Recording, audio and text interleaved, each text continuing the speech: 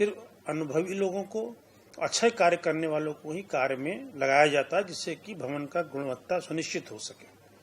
तो जिन लोगों को कार्य नहीं मिलता है वो विभिन्न प्रकार से दुष्प्रचार भी करते हैं और तरह तरह से निर्माण निगम के अभियंताओं को परेशान करते हैं, प्रताड़ित करते हैं, झूठी शिकायतें करते हैं। ऐसे बहुत से प्रकरण मेरे संज्ञान में आते हैं जिनमें शिकायतें झूठी पाई जाती हैं और उनके पीछे कोई आधार नहीं होता, उनके पीछे मात्र ठेका न प्राप्त होना ही एक कारण होता है। उत्तराखंड में राजकीय निर्माण निगम उत्तर प्रदेश के अलग होने से पूर्व से कार्य कर रहा है। हम लोगों ने हल्द्वानी में मेडिकल कॉलेज बनाया, हम लोगों ने टिहरी झील में के कार्य में बहुत सहयोग दिया, पूरा टिहरी टाउनशिप शिफ्ट कराई। हम लोगों ने शायद उत्तराखंड का पहला मेडिकल कॉलेज श्रीनगर में बनाया और इस समय देहरादून में मेडिकल कॉलेज प्रारंभ हो चुका है। अल्मोड़ा में हम मेडिकल कॉलेज बना रहे हैं और इंजीनियरिंग कॉलेजेस, दून यूनिवर्सिटी और इंटर कॉलेजेस, इसके अलावा अनेक पॉलिटेक्निक्स, ITIs, विभिन्न प्रकार के निर्माण का राजकीय निर्माण निगम द्वारा कराए जा रहे हैं। पिछले दिनों कुछ वहाँ पे ऐसी शिकायतें प्राप्त हुई जिसके कारण वहाँ पे ये निर्णय हुआ कि राजकीय निर्माण निगम को अब आगे नए कार्य नहीं दिए जाएंगे। इस विषय में मेरी काफ़ी स्तर पर चर्चा हुई और वहाँ पे एक स्पेशल ऑडिट उत्तराखंड सरकार द्वारा राजकीय निर्माण निगम कराया जा रहा है। उस ऑडिट के पूर्ण होने के बाद मैं माननीय मुख्यमंत्री उत्तराखंड जी से स्वयं जाकर के मुलाकात करूंगा। मैंने माननीय उप मुख्यमंत्री लोक निर्माण विभाग उत्तर प्रदेश जी से भी अनुरोध किया है, वो भी मेरे साथ वहां जाके माननीय मुख्यमंत्री उत्तराखंड से वार्ता कर इस तरह का जो निर्माण निगम पे नए कार्यों के लिए रोक लगाई गई है उसको हटाने के लिए अनुरोध करेंगे। और हमें उम्मीद है कि हमारे कार्य करने की कुशलता को देखते हुए ये रोक शीघ्र ही हट जाएगी। हम पारदर्शी प्रक्रिया के तहत और अच्छी क्वालिटी का कार्य उत्तराखंड में करेंगे। हमने उत्तराखंड में केदारनाथ जी में, बद्रीनाथ जी में भी कार्य किया है। टेरी लेक में हमने फ्लोटिंग हट्स बनाए हैं जो मैंने स्वयं पहली बार देखे और मुझे बड़ा अच्छा लगा उनको देखने के बाद कि इस तरह का उत्कृष्ट निर्माण कार्य भी निर्माण निगम द्वारा कराया गया है। हम गुणवत्ता पूर्वक समस्त कार्यों को उत्तराखंड में संपादित कराएंगे, पारदर्शी प्रक्रिया के तहत कार्यों को आवंटित करेंगे और उत्तराखंड के विकास में सहयोग प्रदान करेंगे। कोई मैसेज सर आप देना चाहते हैं अपने कर्मचारियों के लिए? हम अपने अभियंताओं को, कर्मचारियों को बहुत बहुत धन्यवाद देना चाहते हैं। मुझे उन पे गर्व है कि वो इतनी मेहनत से दिन रात अपने परिवार से दूर रह के देश और प्रदेश के विकास में सहयोग प्रदान कर रहे हैं। मुझे उम्मीद है भविष्य में इसी प्रकार कार्य करते रहेंगे। बस थोड़ा सा कार्य आवंटन की प्रक्रिया को पारदर्शी रखना है जिससे कि और अच्छे निर्माण कार्य संपादित हो सके।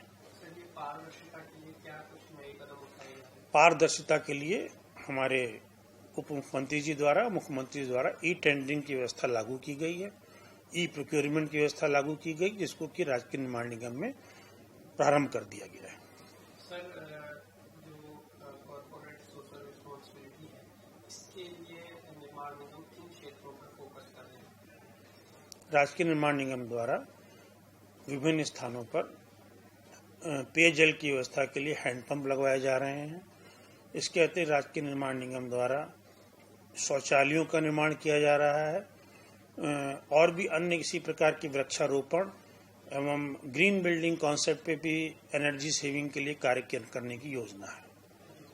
ये परियोजनाओं में कार्यरत श्रमिकों के लिए कोई वेलफेयर स्कीम? परियोजना में कार्यरत जो श्रमिक हैं उनके लिए प्रदेश सरकार की विभिन्न योजनाएं हैं जो सफलतापूर्वक राजकीय निर्माण निगम द्वारा लागू की जा रही हैं।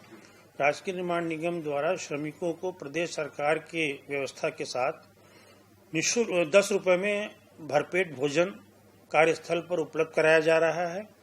जो 10 रुपये में इतना अच्छा भोजन मिल रहा है जो कि श्रमिक उसको खा करके बहुत संतुष्ट हैं और उनका काफ़ी समय दोपहर के समय और प्रातःकालीन भोजन बनाने का बच जाता है। सर, एक प्रतिष्ठित संस्था के प्रमुख होने के नाते आपने क्या लक्ष्य तय किए?